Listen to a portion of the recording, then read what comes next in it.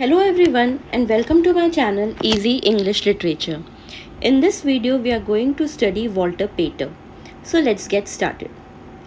Walter Pater was born in the year 1838 and died in the year 1894. इनका full name था Walter Horatio Pater. तो Victorian age के Victorian age के ये बहुत बड़े क्रिटिक थे.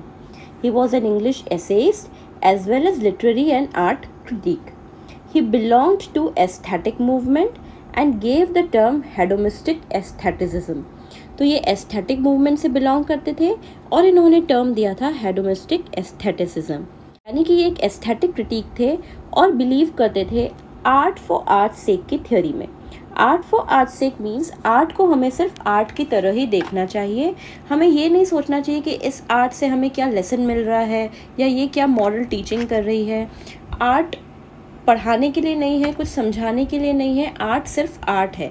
तो उस तरीके से ही हमें आर्ट को देखना चाहिए. इस थ्योरी में वॉल्टर पेटर बिलीव करते थे.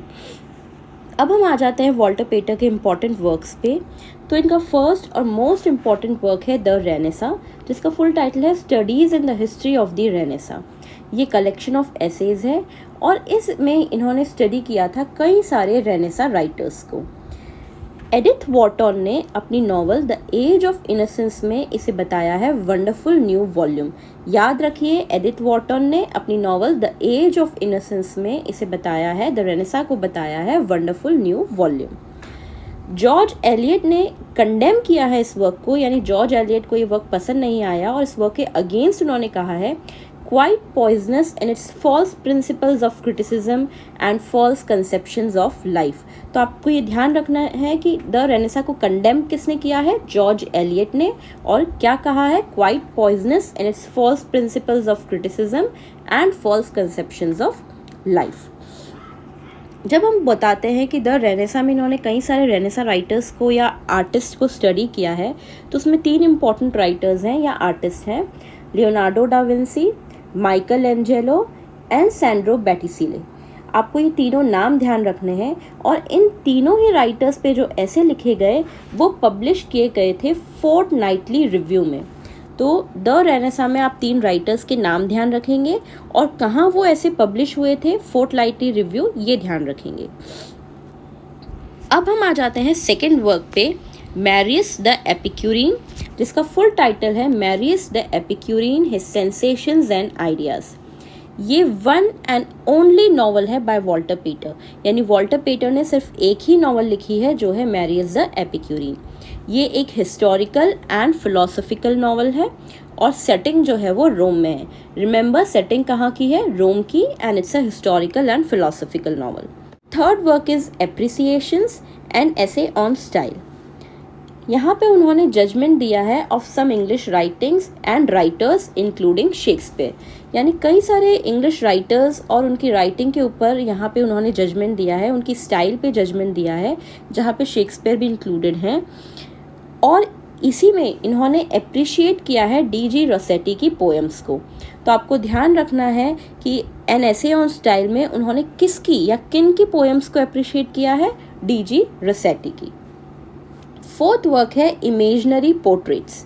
इमेजनरी पोर्ट्रेट्स जो कि एक सेमी ऑटोबायोग्राफिकल स्केच है. इमेजनरी पोर्ट्रेट्स में उन्होंने अपने चाइल्डहुड के कई सारे सीन्स दिखाए हैं, इसलिए ये एक सेमी ऑटोबायोग्राफिकल स्केच है. फिफ्थ वर्क है Plato and Platonism. Represent an aesthetic who had withdrawn from ordinary world and look forward to nothing. Plato and Platonism में उन्होंने एक एस्थेटिक पर्सन के बारे में बात करी है जो ऑर्डिनरी वर्ल्ड से अपने आप को दूर कर लेता है और सिर्फ आर्ट के लिए जीता है. अब हम देखते हैं कि वॉल्टर पेटर के लिए राइटर्स ने क्या कहा.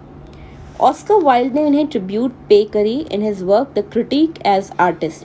यानी Oscar Wilde paid tribute to him in his work the critic as artist. Oscar Wilde का work the critic as artist में वॉल्टर पेटर के बारे में कहा गया है. W.B. Yeats ने कहा Pater's writings are permanent in our literature because of their revolutionary importance. यानी पेटर की जो राइटिंग्स है वो बहुत ज़्यादा रिवोल्यूशनरी आइडियाज़ देती हैं, इसलिए वो बहुत ज़्यादा परमानेंट रहेगी हमारे लिटरेचर में.